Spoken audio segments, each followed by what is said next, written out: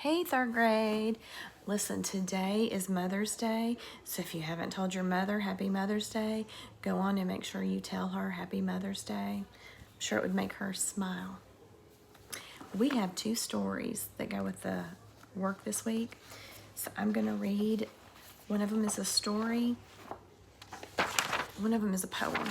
So I'm going to go on and read the story first, okay? It's called The Big Game by Crystal Allen. Carrie and Sean are best buddies, but also rivals, especially when it comes to sports and games. Today at recess, they're playing against each other in the 5th grade kickball championship. I'm strutting to school in my favorite red and black basketball outfit. Sean's strolling in his blue and gold soccer gear.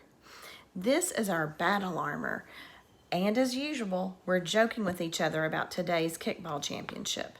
I playfully nudge Sean. It's over. We're going to fry you, chicken. He nudges back at me and smiles. Dream on, Carrie. My team is going to mash you like potatoes.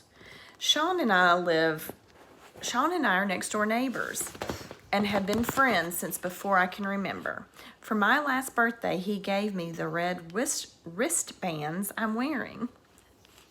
But Sean's class has already been beaten by my class in basketball and soccer every 5th grade contest this year. We have to win today.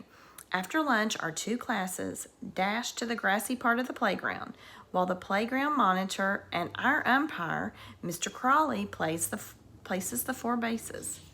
My heart pounds as if my chest is a door and it wants out. Play ball, cries Mr. C. It's a close game, with the lead shifting back and forth. Both teams kick the ball hard, dash around the bases, and make great plays. Sean's up. He kicks the ball high and far. Harper, in center field, runs like a gazelle towards the ball. With both arms stretched up, she reaches out and makes a fingertip catch. Our team goes crazy as Mr. C holds up a fist. Out! There are only 2 minutes left before the bell rings, and we're tied at 10. My team is up, but we've only got 2 outs. It's my turn. Sean's pitching. He rolls the red rubber ball to me. From all the times we've played in this backyard, I recognize the spin. I blast the ball into the outfield, past the fielders, and take off like the championship depends on it. I am rounding third base when the relay throw comes into Sean. The catcher is out of position, so instead of throwing the ball to home for a tag out, Sean has tried to come to hit me with the ball for an out. But that won't happen because I am a high-powered locomotive chugging hard towards home plate. Sean zips a throw that barely touches my knee. I slow down, but Mr. C doesn't call me out, so I keep running. Sean yells to the ref what only he and I know. I run across home plate. Safe. The recess bell rings. My classmates smother me, chanting my name. Carrie, Carrie. Even Sean's class congratulates me on an amazing win. Sean shakes his head and rolls his eyes and refuses a fist bump after the game. It's not my fault the ump didn't see the ball touch me on my knee. If Sean's going to have an attitude, it should be at Mr. C, not me. A few hours later, school's out. Sean always walks home with me. After we have a snack, we usually play a 2-player video game, then some one-on-one, or have a foul shooting contest before he heads home for dinner and homework. But not today. It's a slow walk home by myself. The 2-player video games don't work when it's just one person.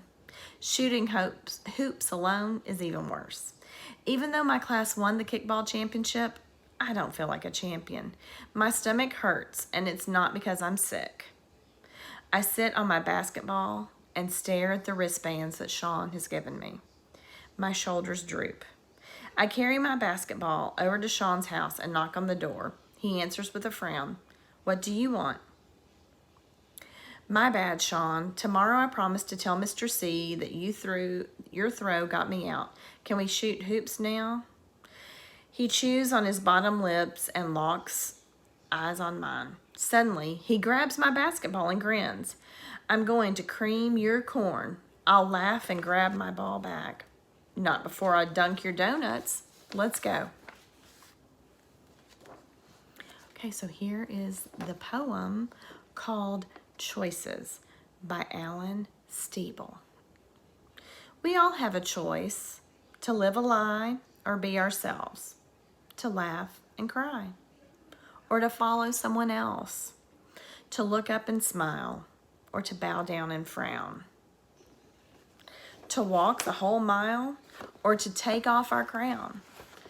We have a choice to shout out loud or to chant a whisper, to fly through the clouds or to blow like paper, to conquer our fear or to hide it in the shadow, to the wise words here or to be thrown out the window.